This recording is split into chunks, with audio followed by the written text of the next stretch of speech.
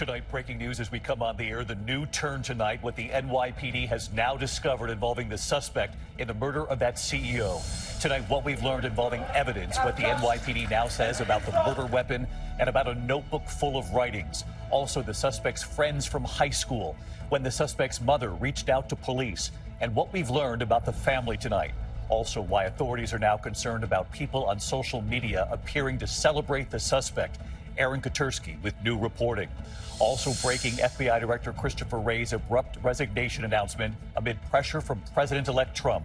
The powerful storm slamming the East Coast, heavy rain, damaging winds and flash flooding from Philadelphia to New York City up through New England. In the West, the fire in Malibu burning out of control. Dick Van Dyke among those evacuated. Tonight, two brothers, top real estate brokers from New York City to Miami, now arrested on federal sex trafficking charges, what authorities allege they promised, and then what they're accused of doing over many years. Lawmakers sounding the alarm tonight about the mystery drone sightings across the Northeast. Drones coming in off the ocean weeks now. How is it authorities have no idea who's behind it? And authorities now reacting tonight after a lawmaker claimed it's Iran. James Longman with the haunting images from Syria tonight, the fall of President Bashar al-Assad, and now the difficult images posted outside the morgue. James with the families looking to see if they recognize the bodies now recovered across Damascus. Back in the U.S. tonight, the husband and father of three accused of faking his own death that led to a massive, costly search. Tonight, now home from Europe, where police say he went to meet another woman, now facing charges here at home tonight.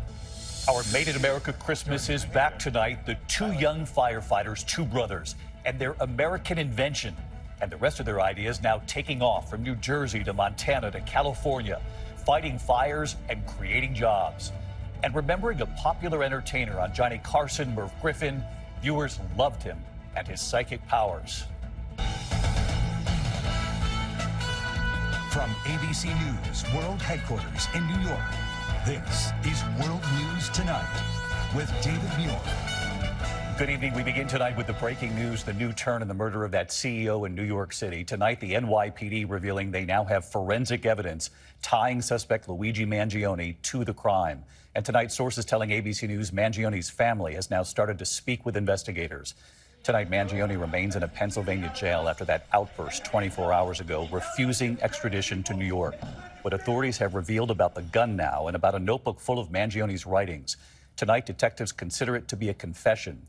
Also this evening, why authorities are growing increasingly concerned about people on social media appearing to celebrate the suspect. ABC senior investigative correspondent Aaron Katersky leading us off again tonight. And they're completely out of touch. And it's an insult to the intelligence of the American people. Accused killer Luigi Mangione may be fighting extradition in Pennsylvania, but investigators are building a murder case against him in New York. And tonight they say they have their first forensic match. From fingerprints on a water bottle and snack bar wrapper near the crime scene to the ghost gun police say was used to murder United Healthcare CEO Brian Thompson. We were able to match that gun to the 3 shell casings that we found in Midtown at the scene of the homicide. Detectives also now have what they consider to be a confession, a spiral notebook that sources say contains plans for how to kill Thompson. What do you do? One passage allegedly read, you whack the CEO at the annual parasitic bean counter convention. It's targeted, precise, and doesn't risk innocence. Mangione's lawyer tells ABC News his client will plead not guilty, and he has seen none of this evidence. We're challenging the extradition at this point so we can see some evidence and get a little more detailed information about the charges against Luigi. Tonight, sources tell ABC News Mangione's family has started talking with investigators. His mother filed a missing persons report with police about 2 weeks before the murder. Mangione was once valedictorian at a prestigious boys' school. I've still been in a little state of disbelief that this kid that I knew from high school 8 years ago is now the most high-profile killer, allegedly, in the country. Now, the NYPD is alarmed the alleged killer is seen by some as a martyr, inspiring these wanted posters outside the New York Stock Exchange with the names of other corporate executives. A new law enforcement bulletin obtained by ABC News includes this image of a banner invoking the words found on the shooter's bullets. The bulletin warns many social media users have outright advocated for the continued killings of CEOs, with some aiming to spread fear by posting hit lists. What do you make of people celebrating the murder of Brian Thompson, or someone who sees in the suspect someone to take inspiration from? Celebrating this conduct is abhorrent to me. It's deeply disturbing. And what I would say to members of the public, people who, as you described, are celebrating this and maybe contemplating other action, that we will be vigilant and we will hold people accountable. We are at the ready. We just got through speaking with the DA. David, they are really concerned about how this suspect is now being perceived by some, and they are prepared, especially after that outburst outside of court, they are prepared to take any threat stemming from the death of Brian Thompson seriously. David? Aaron Katersky leading us off tonight here. Aaron, thank you. The other breaking headline late today, FBI Director Christopher Wray announcing he will resign at the end of the Biden administration amid pressure from President-elect Trump. Wray was actually appointed by Trump, and what he said today. Here's Mary Bruce. Tonight, under pressure from President-elect Donald Trump, FBI Director Christopher Wray announcing he will resign in January, more than 2 years before his term was set to end. I've decided the right thing for the Bureau is for me to serve until the end of the current administration in January and then step down. This is the best way to avoid dragging the Bureau deeper into the fray. Trump himself appointed Wray in 2017, saying he would be a fierce guardian of the law and a model of integrity. But Trump soured on his pick after the FBI launched investigations into his efforts to overturn the 2020 election and alleged mishandling of classified information, agents discovering documents at his Florida home, in a storage room, in the ballroom, even a bathroom. Just days ago, saying this. Well, I can't say I'm thrilled with him. He invaded my home. Trump had already announced plans to replace Wray with his loyal defender, Kash Patel. So for Wray, the writing was on the wall. Today, saying his decision wasn't easy, but it was right. My focus is, and always has been, on us and on doing what's right for the FBI. Our adherence to our core values, our dedication to independence and objectivity, and our defense of the rule of law. Those fundamental aspects of who we are must never change. Trump bluntly declaring the resignation of Christopher Wray is a great day for America. Patel, who's been meeting with senators on the Hill, once wrote the FBI has become so thoroughly compromised it will remain a threat to the people unless drastic measures are taken. Mr. Patel, Christopher Wray just announced he's resigning. What's your reaction? We look forward to a very smooth transition, and I'll be ready to go on day. Are you going to be seeking retribution against Donald Trump's political opponents, sir? But Democrats are concerned about the independence of the FBI. There was a reason we put in place the idea that a FBI director would serve for 10 years, so that you weren't subject to the whims of a particular president. Am I worried about that independence of the FBI? You bet. David Kash Patel making the rounds on the Hill today, but there was another Trump nominee here as well. Pete Hegseth, his embattled pick for defense secretary, meeting with senators, including Republican Susan Collins. She told me they had a constructive, substantive meeting on a range of topics, including the allegations against him of excessive drinking, sexual misconduct, and financial mismanagement. But David, she's waiting to see his FBI background check. Mary Bruce up on the Hill for us tonight. Mary, thank you. Next tonight here, a major storm slamming the Northeast as we're on the air this evening. High winds, heavy rain, flash flooding. Look at the radar tonight showing the storm barreling up the East Coast. 60 million Americans on alert from the Carolinas up to New York City to New England. In the West at this hour, red flag warnings remain in effect near Malibu. The Franklin fire still out of control. The evacuations, Dick Van Dyke among those evacuated. Let's get right to Chief Meteorologist Ginger Z on all of this tonight for us. Hi, Ginger. Hi, David. The flood and wind alerts are still up. We are in it right now with that front passing as we speak. So you can see on the radar where the heaviest rain, that yellow and orange, that's where you could see another 2 to 4 inches in the same area gets it. Some spots have already had 2. And then the winds could still gust 50 to 60 miles per hour. Now, this is going to be replaced late tonight, early tomorrow with really cold air. So that is going to turn on the lake effect snow machine in western New York, a foot or 2, West Michigan as well, up to 3 feet. close to that Tug Hill Plateau. And finally, it's the wind chill. Sub-zero from Chicago to the north and even Tampa. And a cold weather advisory, there feels like just above freezing. David. We can hear it hitting your umbrella tonight, Ginger. We'll see you first thing in the morning. Thank you. Tonight, hear the high-profile arrests of 3 brothers, including 2 who were top real estate brokers from New York City to Miami, arrested on federal sex trafficking charges, what authorities allege they did over many years. Here's Victor Akendo. Tonight, prominent luxury realtors Orrin Tall and their brother Alon Alexander arrested on federal sex trafficking charges, allegedly spanning more than a decade. The Alexander brothers worked together and with others to repeatedly and violently drug, sexually assault, and rape dozens of female victims. According to the indictment, the brothers arranged the sexual assaults in advance, at times using dating apps or social media to promise luxury experiences, international travel, and accommodations to lure and entice women to locations. Accusers telling police the Alexanders allegedly held them down and ignored screams and explicit requests to stop. They were arrested early this morning, our Miami affiliate WPLG capturing 2 of the brothers being booked. The Alexanders began their careers at Douglas Elliman, focusing on real estate in New York and Miami. David, the brothers live on Miami Beach. Their first appearance set for Thursday. David. Victor Akendo live in Florida. Victor, thank you. There are serious questions tonight amid a growing number of drone sightings in the Northeast after weeks of mysterious drones, many coming in off the ocean. Federal authorities with no answers as to who's behind this. And tonight, authorities reacting after at least one lawmaker claimed it's Iran. Here's Erielle Reshef. Tonight, officials in New Jersey sounding the alarm, now calling for immediate action by federal authorities against those mysterious drones in the skies for weeks now, with no answers about who is behind them. They're just pacing back and forth, going very slow.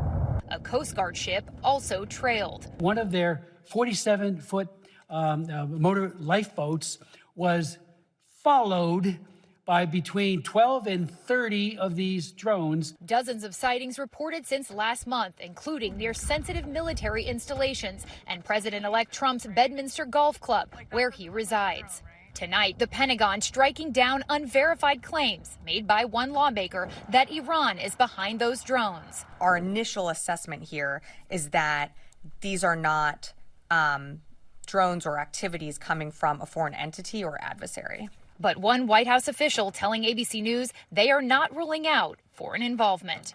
David, here in New Jersey tonight, some lawmakers want to shut down the airspace to all drones until the public has some answers. David? Erielle Reshef with us. Erielle, thank you. Overseas tonight into Syria and the desperate search for missing loved ones after the fall of President Bashar al-Assad. Tonight, our James Longman in Damascus at a hospital morgue where there are now images posted outside the morgue. Families from all over coming to see if they recognize the bodies, to see if they're loved ones who disappeared under Assad. We warn you, this is difficult. Here's James. There's a desperate search across Syria tonight for the missing fathers, mothers, sons, daughters who simply vanished under Assad's brutal regime. On the wall outside this Damascus hospital, photos of corpses. Families gather to try and identify loved ones. We're not going to get too close because it's incredibly graphic, but basically I'm looking at the skeletal remains of multiple human beings. In the morgue, finding the truth brings no comfort. I'm standing in a room full of dead bodies. There's 5 men in here. You can see hands, legs poking out of the bags. The smell is overwhelming. And people are coming in here trying to see if they recognize anyone. And this gentleman has found his son.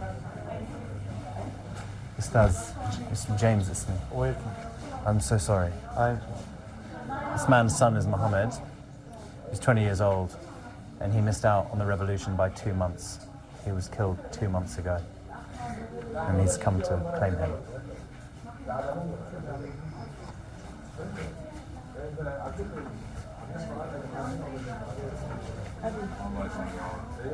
A family's grief. Overwhelming. He has hope his surviving son will see a better Syria. I asked him if he has hope in the future of Syria. He said, of course. And he's just hugged his son. And David, tonight the rebels are vowing to track down those responsible for these crimes and hold them to account. David? James Longman, our chief international correspondent. James, thank you. When we come back here, we remember a beloved entertainer, popular on Johnny Carson to Merv Griffin. Viewers loved him and his psychic abilities. And our Made in America Christmas is back tonight. The two young firefighters, two brothers, and their American invention. You'll see it right here in a moment. Don't go away. Tonight, the Wisconsin husband and father of three accused of faking his own kayaking death and then moving to Europe to meet a woman has been arrested now after returning to Green Lake County, Wisconsin. Prosecutors say Ryan Borgward staged his own drowning accident, then fled to the country of Georgia for months to begin a new life with another woman. The father is back now. He's pleaded not guilty to obstruction, authorities demanding he now pay for the cost of their search.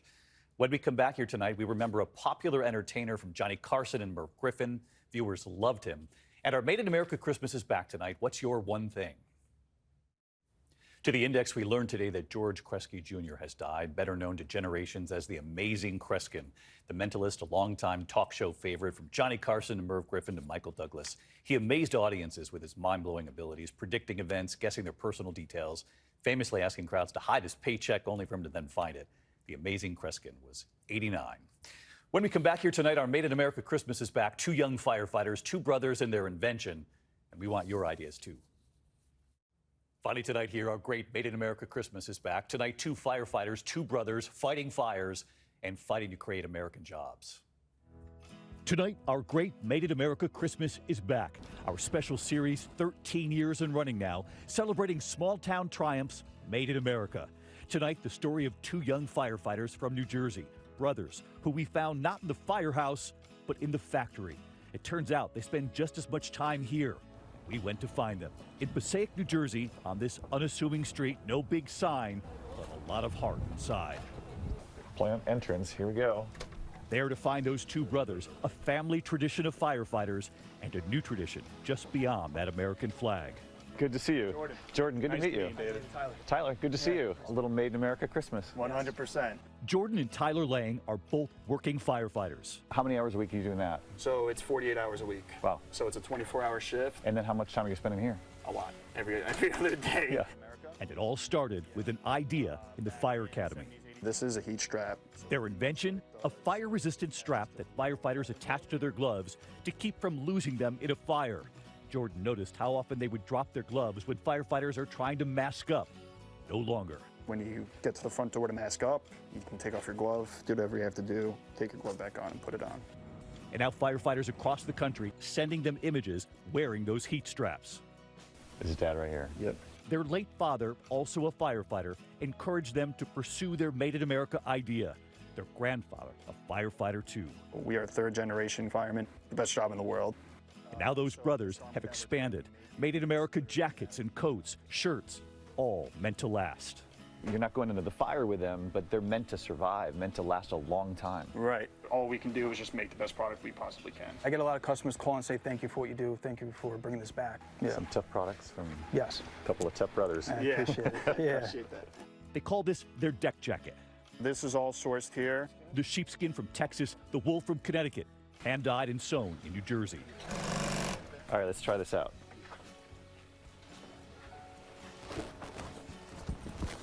I'm ready for my upstate winter. 100%. Yeah. This is their chief coat. We have a lot of firemen around the country wearing this garment in particular. Our heaviest duty chore coat. This is a 24-ounce wax canvas. The woolen lumber jacket. This is a 36-ounce raw American sourced spun dyed wool.